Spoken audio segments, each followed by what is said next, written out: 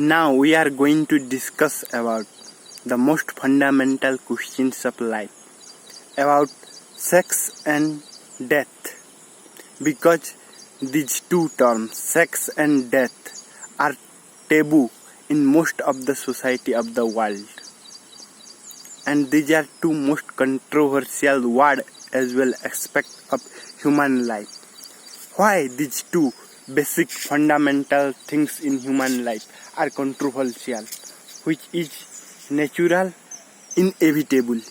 Why you are not accepting sex as it is and death as it is? Why you want to create so much storage around it, to cover it?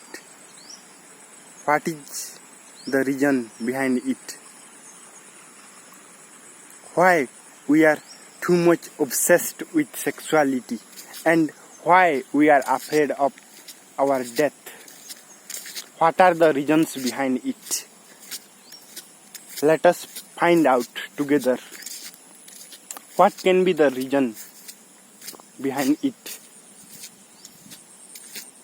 First of all, we will discuss about sex, that is human sexuality. That is the starting or beginning point of our life. Everybody know how children come into existence. There are so many nonsensical stories in the past of human history throughout the world, not only in India. They believe that children are the gifts of God. Means God gives us the children. This is absolute nonsense, as everybody knows. What is the concern of God to give you children? First of all, is there any God or not? Nobody knows. And so many sayings are there.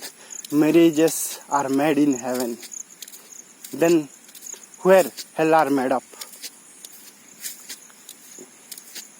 And everybody knows what is their family condition, how their mother and father behaving, how they are living in heaven or in hell.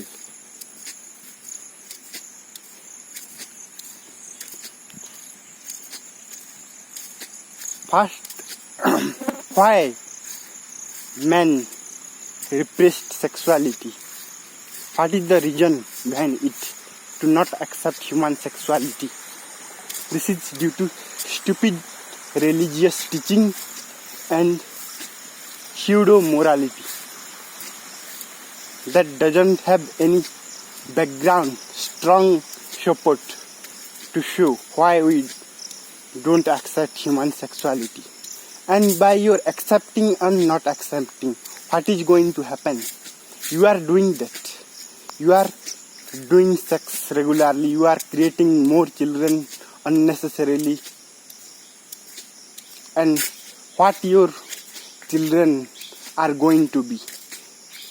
They will be your carbon copy, more or less. And what is your contribution to the world? What you have done for yourself? What you have done for the world? You have wasted your whole life in your stupid family. And if something happens to your family significant, then it is okay. But your family members are also like this crazy people. So, what is going on? Everything is in a mess. First of all, ego is against sex. The human ego, especially male ego, is against sex, because in sex we have to depend on other. The man has to bow down before a woman in order to have sex. That hurts some male chauvinist. So this kind of egoistic person becomes babas or gurus or religious leader. those who don't want to be fell in love, to be surrendered to a man or a woman, they choose the path of spirituality, so-called spirituality or religions, and they remain celibate. And they have preached all this nonsense about sexuality. This is sin, this is bad. If you do this, you will go to hell. And what your celibate monks, nuns, brahmachari and brahmacharis are doing? They are doing in their mind. Common people are doing in their body. That is quite natural and you can get rid of it very easily. But mental sex is a disease that is incurable, almost incurable. And our celibate monks are doing nothing but masturbation. This may sound crazy, but this is the truth. You can go to any monastery or church or any ashram and you can see what your brahmacharis and brahmacharinis are doing, your sannyasi and sannyasinis are doing. These stupid people who never enjoyed sex, never know ABC of sex, they have poisoned sexuality. As a result, whole humanity is suffering. Men are not able to get rid of sexuality because they have not found out greatest pleasure than sex. So, by saying something as sin, guilt arises. By saying something as bad, the egoistic people, or we call the criminal-minded people, go on doing that action again and again. So, various disputes happen due to this conception of sins, and these are introduced by Christian missionary to India. Before arrival of Christian missionary, there were no concept of sin, and that missionary position, the host position of the world, was also given by Christian missionary to Indian. People were not able to imagine that such cruel position also exists, that the bull-like man will be on the soft, delicate woman. The reverse has always been the case in India. Anti-missionary pose. The woman will be on the top always and the man will be on the ground. And this is good for human sexuality also, because man will be finished within 2 minutes if he is active. So man has to be the passive participant in sexual intercourse. Woman has to be active. Then their orgasm will meet and merge in due course. Otherwise, that will be like mutual masturbation that are going in the name of marriage, or even if rapes in the name of marriage are going throughout the world.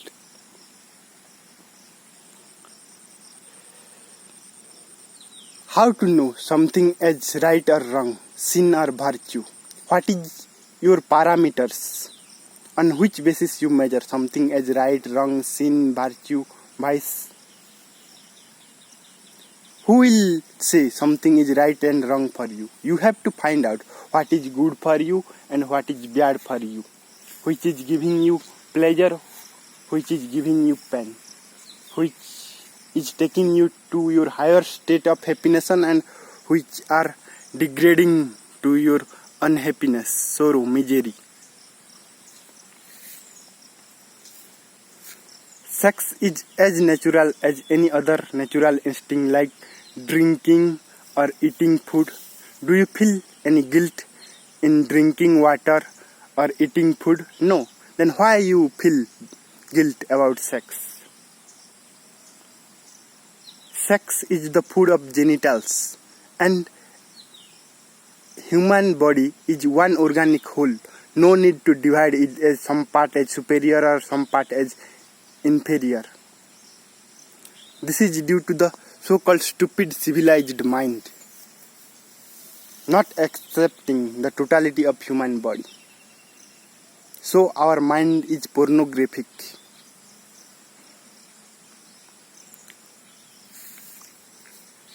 One has to accept human sexuality as it is, otherwise one cannot transcend human sexuality. Without understanding, how can you transcend it? Without going through it, how can you have experience of it? And experience only liberates. By knowing the experience fully, you can be free out of it. Otherwise there is no hope. This sexual obsession in the human mind will not go unless and until sexuality is accepted. And only when sexuality is accepted, women will get freedom, otherwise not. How?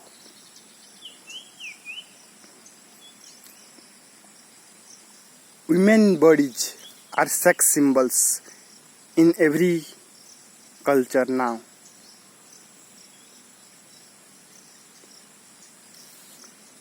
In order to overcome that ongoing show up,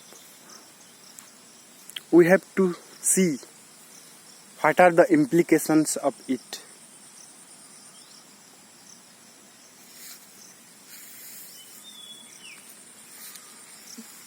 If you do not accept the basic fundamental aspect of life, that is sex, then how will us accept the whole life? Then second aspect come death. Death is also a taboo in most of the society. Why? Because we are afraid of death. Why you are afraid of death? Because we have not lived our life. Just we have acted our life. We have neither experience of life. We live in hallucination. We live in imagination. We are not living life. We are in the psychological plane. We are caught in thought processes. That is why fear of death. And the fear of unknown. We are not courageous and patient enough to face any challenges of life. That is the main reason behind fear of death. And death is the greatest and ultimate reality of human life. And death is not bad at all. That is an opportunity to transcend from all miseries, all problems of life, all tensions, depression, sorrows, sadness of life. So we have to be thankful to death.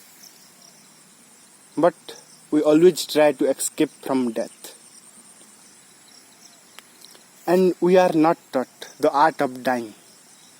We are taught all kind of nonsense, mannerism, etiquette, behaviorism, how to sit, how to treat, how to dress,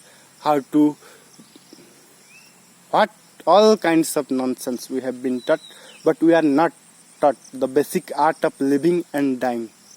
That must be taught in all schools, colleges and universities. And we create graveyard outside of the town or village. The graveyard must be in between the village or in town, so everybody can see the graveyard while going here and there, and you can remember your death every moment and live your life fully each and every moment. The remembrance of death brings a radical transformation in human being.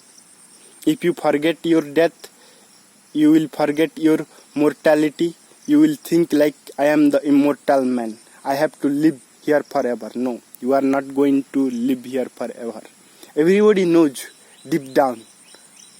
But this is a strange thing that humans always think the other dies. I am not going to die.